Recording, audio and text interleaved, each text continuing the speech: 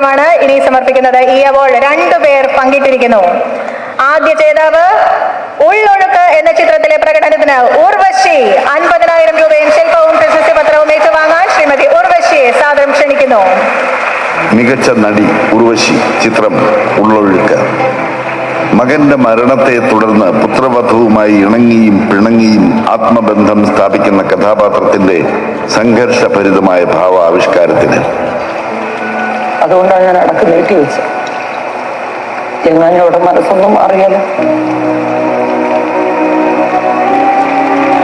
ഇനി അത് വേണ്ട.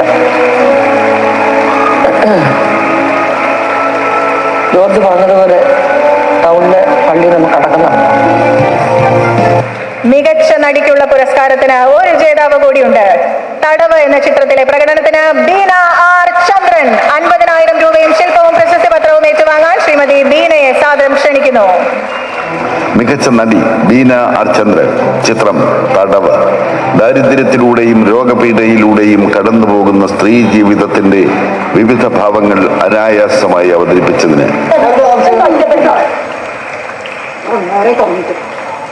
സഹായം മതി സഹായിച്ചത് കണ്ടുവെങ്കിൽ